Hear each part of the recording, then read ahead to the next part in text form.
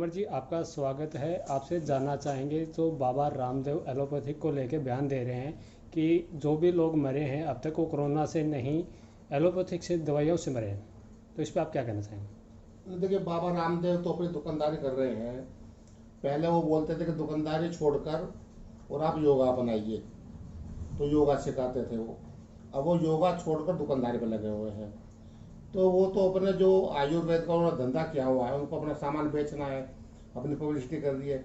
लेकिन जो आज भी जनता जो है हमारी 140 करोड़ के करीब, 140 करोड़ के करीब जनता हमारी भारत में है, वो अभी भी एलोपैथिक पर ज़्यादा डिपेंड है और एलोपैथिक से ही उनका इलाज हो रहा है।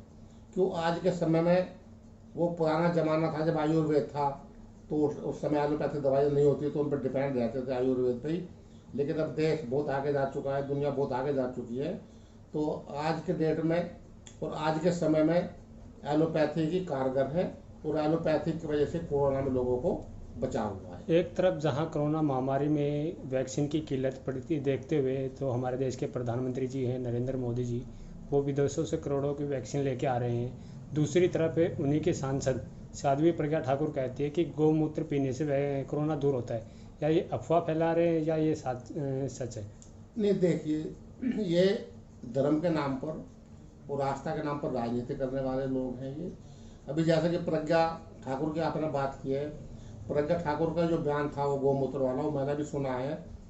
वो मध्य प्रदेश में एक सभा में बोल रही थी गौमूत्र का इस्तेमाल मैं करती हूँ और मुझे कोरोना नहीं हुआ और ना होगा। लेकिन उसके कुछ दिन बाद उसको भी कोरोना के कारण उसको एडमिट होना पड़ा एम्स में। और उसके बाद में फिर वो अभी मुंबई में गई हुई है, हॉस्पिटल के अंदर है वहाँ पर भी। तो अगर वो गौमूत्र उसको बचाता तो उनको कोरोना नहीं होता, उनको अस्पताल आने की जरूरत नहीं थी और एलोपैथिक दवाई की उनको जरूरत नहीं पड़ती। लेकिन मैं तो ये मानता हूँ कि आज के समय में एलोपैथिक ही इलाज है और हर इंसान को एलोपैथिक का तुरंत इलाज कराना चाहिए। बीजेपी के राष्ट्रीय प्रवक्ता संबित पात्रा कभी कहते हैं, कुछ कांग्रेस के लेटर पैड निकालते हैं और वो ट्विटर करते हैं और कहते हैं कि एक टूल किट लेके आ रहे हैं। कभी कहते हैं लाइव डिबेट में कि भारत में 30 राज्य हैं। तो इसको किस प्रकार से देखते हैं, क्या कहना चाहते हैं? नहीं, देखिए, जहाँ संबित पात्रा की बात है, वो हर समय मूर्खता की बात करते हैं और ना तो वह राजनीतिक हैं, तो उनको राजनीतिक समझ उनको बिल्कुल भी नहीं है। वह जिस तरीके से बयानबाजी करते हैं और चैनल पर बैठकर सीधे जवाहरलाल नेहरू, सोनिया गांधी और इटली तक पहुंचते हैं, वो ये एक राजनीतिक व्यक्ति का काम नहीं है और ना एक सांसद का ही काम है। जहाँ तक पार्लियामेंट की बात है, पार्लियामेंट का सदस्य बन गए संबित पात्रा जी, लेकिन उस व्यक्ति को ये नहीं पता कि भारत में राज्य कितने हैं। वो 30 राज्य बता रहे हैं, जबकि वास्तविकता यह है कि भारत में 28 राज्य हैं और 8 केंद्र शासित प्रदेश हमारे हैं। तो जिस व्यक्ति को यही नहीं पता कि मेरे देश में कितने राज्य हैं, कितने केंद्र शासित प्रदेश हैं, और वह सांसद बने हुए हैं, और बिना मतलब की फिजूल की बातें वो चैनल में बैठ कर करते हैं। अभी दिल्ली में अनलॉक की प्रक्रिया शुरू की है दिल्ली सरकार में, जिसमें कुछ छूटें दी गई है, जैसे कंस्ट्रक्शन साइटें खुल जाएंगी और बिल्डिंग मटेरियल का जो काम होता है, कंस्ट्रक्शन का काम होता है, वो खुल जाएगा, कुछ कंपनियां खुल जाएंगी। तो इस अनलॉक को आप किस प्रकार से देखें? नहीं, देखिए, जहाँ तक कंस्ट्रक्शन की बात है, कंस्ट्रक्शन खोलने का काम किया है, लेकिन वो कंस्ट्रक्शन होगा कैसे? जो मजदूर लोग हैं, जो प्रवासी मजदूर हैं, वो बाहर गए हुए हैं, वो दिल्ली में नहीं है, उनको बड़ी प्रॉब्लम था। और जो कुछ लोग यहाँ पे हैं भी, तो उनको काम कैसे मिलेगा जब यहाँ पर दुकानें बंद हैं? सीमेंट यहाँ पर नहीं मिलेगा, टाइलें यहाँ पर नहीं मिलेगी, ईंट यहाँ पर नहीं मिलेंगे, तो उसका तो कोई मतलब समझ में नहीं आता कि किस तरह से कंस्ट्रक्शन का काम उन्होंने खोला है। इसमें मैं तो ये समझता हूँ कि इनको जो कंस्ट्रक्शन करने वाले बिल्डर्स हैं उनसे पैसा मिलता है और फैक्ट्रियाँ वहाँ से पैसा इकट्ठा करते हैं, चंदा इकट्ठा करते हैं। तो इस वजह से ये सब दो चीज़ों को खोलने का काम किया केजरीवाल जी ने। अब दिल्ली सरकार कहती है, दिल्ली में आम आदमी पार्टी के लोग कहते हैं कि जब से केजरीवाल आया दिल्ली में अच्छा काम हो रहा है। 2 दिन से एक आम आदमी पार्टी के ही एक पार्षद पे एक कार्यकर्ता आरोप लगा रही है कि उन्होंने मुझे गुंडे से पिटवाया है। तो इस प्रकार से क्या देखते हैं, कार दो है उसमें महिलाएं सुरक्षित नहीं है?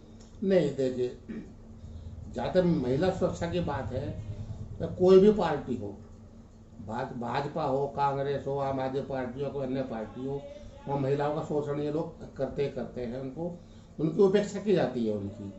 जबकि हम महिलाओं को, हमारा देश एक लोकतांत्रिक देश है और हमारी सभ्यता और संस्कृति को पूरा विश्व अपनाने का काम करता है। तो हमारे जो यहाँ पे देश में है, महिलाओं को सम्मान दिया जाता है, उनको उनको जो नारी है उनको हम लोग देवी मानते हैं। तो जिस तरह की ये घटना पार्टी में होती है वो गलत है। तो नारी को सम्मान उनको देना चाहिए। एक तरफ हम उनको 50% की बात करते हैं और दूसरी तरफ हम उनकी उपेक्षा करते हैं। देखिए, इस मामले में पार्टियों के बारे में एक बात मैं आपको और बताना चाहता हूँ। आज कोई भी व्यक्ति या कोई भी पार्टी या कोई भी सांसद, विधायक या निगम पार्षद यह नहीं चाहता कि मेरी महिला मुझसे आगे निकल जाए। और यही कारण है कि महिलाओं के लिए जो हम आरक्षण लाने की बात करते हैं, चाहे वो कांग्रेस की सरकार थी, चाहे भारतीय जनता पार्टी की सरकार थी, अभी तक वो कानून पास नहीं हुआ है लोकसभा में और विधानसभा में कि महिलाओं को आरक्षण दिया जाए। क्योंकि अगर आरक्षण दे दिया गया तो जो सीट है वो महिला सीट हो जाएगी, तो आगे रह जाएगा, उसकी पत्नी आगे निकल जाएगी। तो ये कारण है कि वो महिलाओं को आगे आने देना नहीं चाहते हैं, इसलिए महिला आरक्षण भी वो बिल पास नहीं हो पाया है। आपसे एक आखिरी सवाल है। किसान आंदोलन को 6 महीने से ऊपर हो चुके हैं, लेकिन सरकार के कानों पे अभी तक जू नहीं रही है। उनका सीधा सा एक कहना है कि कानून किसी भी हालत में वापस नहीं होंगे।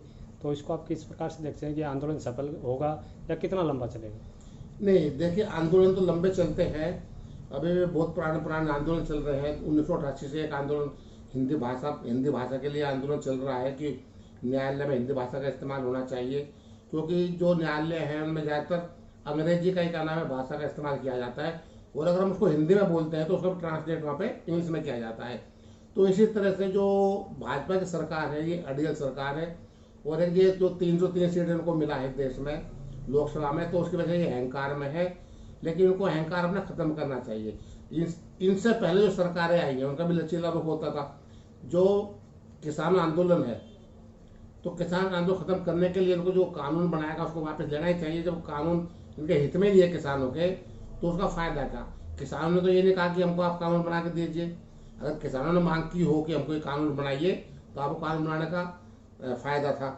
लेकिन किसानों ने किसी कानून के लिए बात की नहीं है, अपने अपना आप उन पर कानून थोपने का ये काम कर रहे हैं, जिसमें किसानों को फायदा नहीं है। और मेरे नज़र में किसानों का जो आंदोलन है वो सही है, और वो आगे भी चलता रहना चाहिए जब तक कानून वापस नहीं होता है। जिस प्रकार से किसान आंदोलन के लेकर हरियाणा, पंजाब में, यूपी में भी अभी कुछ जगह पे विरोध होना शुरू हो गया है, क्या लगता है आने वाले जो 7 राज्यों के चुनाव है उन पर इस का कोई इफेक्ट पड़ेगा? नहीं, इफेक्ट क्यों नहीं पड़ेगा?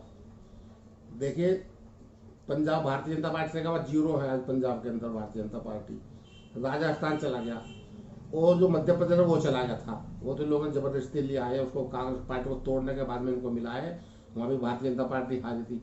इसके अलावा आप उसको देखिए, तमिलनाडु में ये नहीं है, आंध्रा में ये नहीं है, तेलंगाना में ये नहीं है, सब जगह हार है। केरला में कितनी सीट मिली है इनको? कोई सीट नहीं मिला।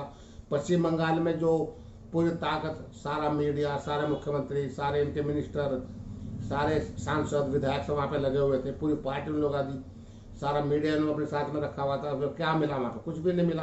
क्योंकि आज भारतीय जनता पार्टी की नीति अलग है और नीयत अलग है।